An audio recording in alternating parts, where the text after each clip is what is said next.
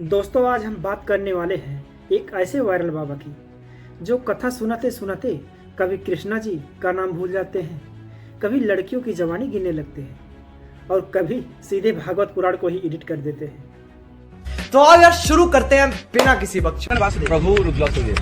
जब जन्म लिया उन्होंने, जन्म लिया और उन्हें आधी रात लेकर के जब उन्हें दिया, तब पहला नाम क्या माने बोला? सबसे पहले आते हैं अखिलेश यादव जी के सिंपल जीके वाले सवाल। जब कृष्ण जी पैदा हुए तो उनकी माँ ने सबसे पहले उनका नाम क्या लिया? भगवान के बहुत सारे नाम हैं। कन्हैया के बोला प्रचार करो। आपको बहुत बधाई और शुभकामनाएं। आपको बस यही हमारी आपका रास्ता अलग हो। बाप को भेज, तेरे बस की बात। आचार्य जी ने सोचा होगा कि डायरेक्ट जवाब दिया तो भक्त नाराज हो जाएंगे, चलो फिलॉसफी छापता हूँ। भगवान श्री कृष्ण के तो हजारों नाम। पहला नाम क्या था? उनकी माँ ने क्या नाम रखा था? अभी मजा आएगा ना। बाबा जी ने कहा भगवान के अनेकों नाम है। अरे बाबा, नाम पूछे हैं, इतिहास नहीं। और शुभकामनाएं। आपको बस यही हमारी आपका रास्ता अलग हो।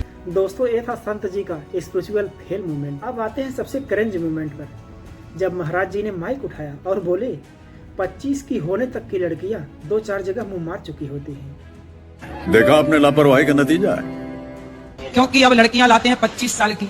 अब 25 साल की लड़की 4 जगह वो मुंह मार चुकी होती है, सब नहीं पर बहुत। और वो 25 साल की जब तक आती है तो पूरी जवान होके आती है। जब जवान होके आएगी तो स्वाभाविक है कि वो अपनी जवानी कहीं ना कहीं तो वो उसकी जवानी फिसल जाएगी या जाएगी। जैसे कि अभी एक लड़के के संग हनीमून मनाने गई, परंतु वो किसी और के साथ वो रह चुकी थी, उसके साथ चक्कर था। वो ड्रम वाला केस अभी पूरा खत्म, bye bye, tata, goodbye, गया। बाबा जी, ये डिस्कोर्स है या कोई चीप व्हाट्सएप फॉरवर्ड है? आप संत हैं या संस्कारों के दुश्मन हैं?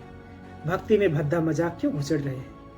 राधा कृष्णा की कथा कहते हैं और स्त्री के लिए ऐसी भाषा, मुंह मारना, ये डिस्कोर्सिंग है या सड़क छाप चिपड़ीबाजी है?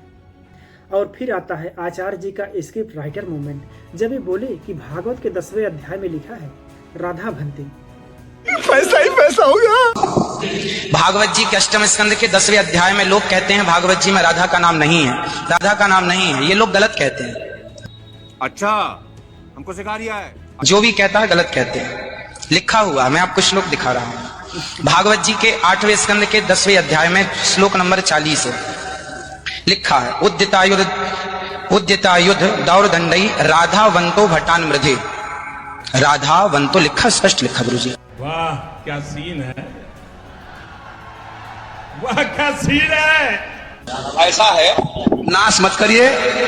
आधावंत है, आधावंत में दौड़ते हुए या संधि हो गई है गुरु जी। नहीं नहीं, ये गलत बात है। आप जो है